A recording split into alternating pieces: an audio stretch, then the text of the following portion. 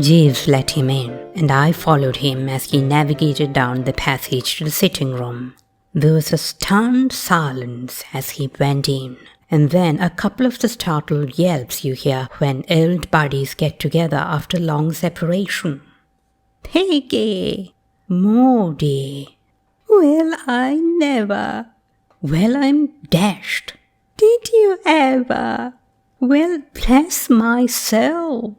Fancy you being Lord Yaxley!"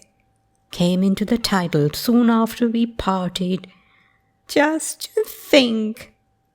You could have knocked me down with a feather. Maudie, you don't look a day older, dash it! No, do you, Piggy? How have you been all these years?"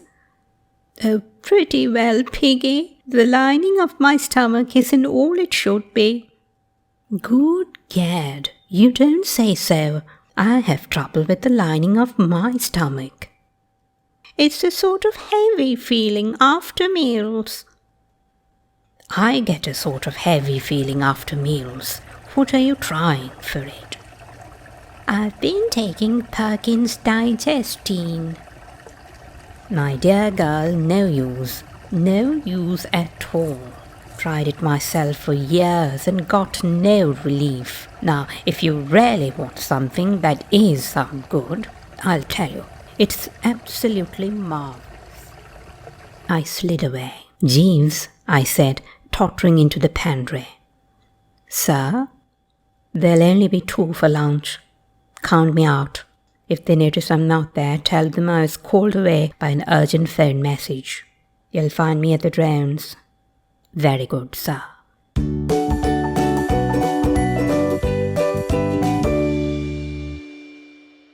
It was late in the evening when one of the waiters came to me as I played a distrait game of snooker pool and informed me that Aunt Agatha was on the phone. "Bertie?" "Hello?" "Bertie, have you got the cheque I gave you?" "Yes."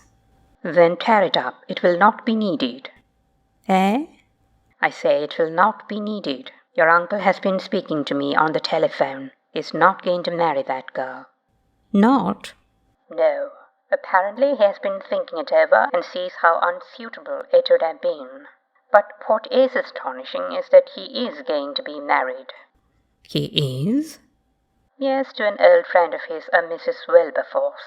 A woman of a sensible age, he gave me to understand. I wonder which Wilberforces that would be. There are 2 main branches of the family, the Essex Wilberforces and the Cumberland Wilberforces. I believe there is also a cadet branch somewhere in Shropshire." And one in East Dulwich." "What did you say?" Nothing. I hung up, then back to the old flat feeling a trifle sandbagged.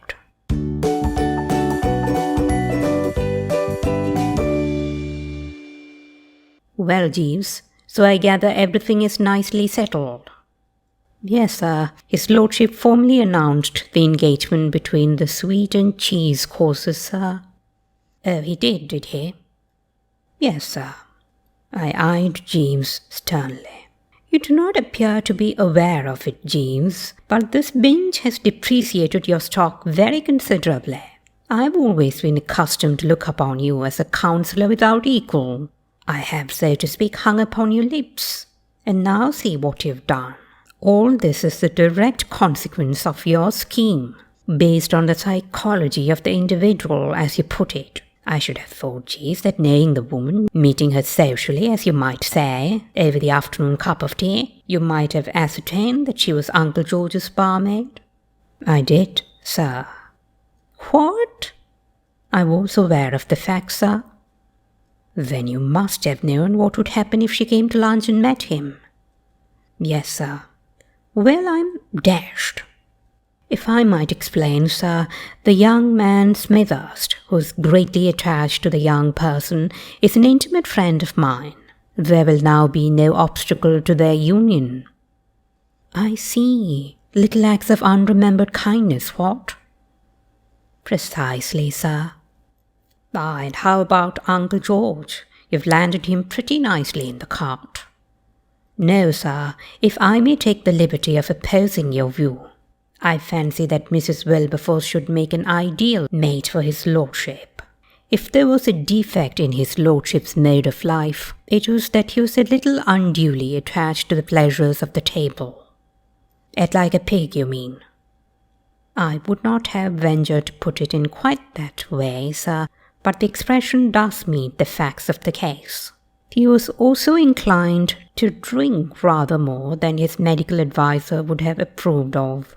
Elderly bachelors who are wealthy and without occupation tend somewhat frequently to fall into this error, sir.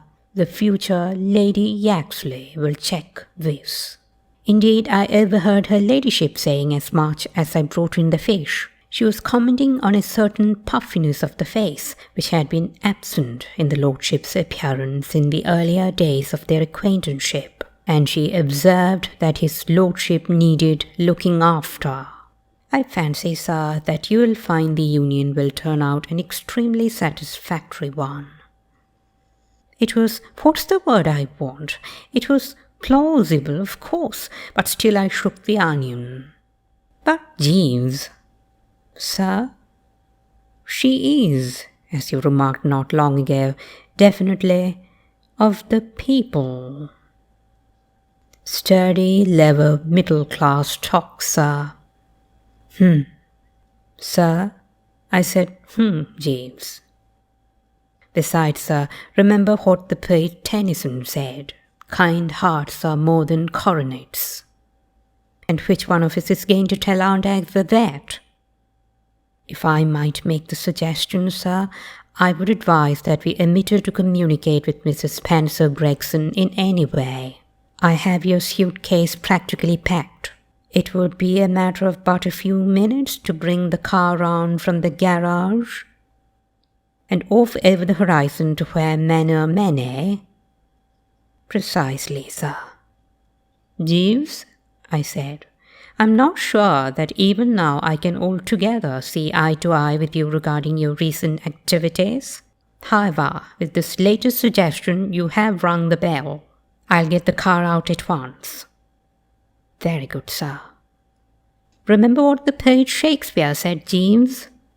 What was that, sir? Exit hurriedly, pursued by a bear.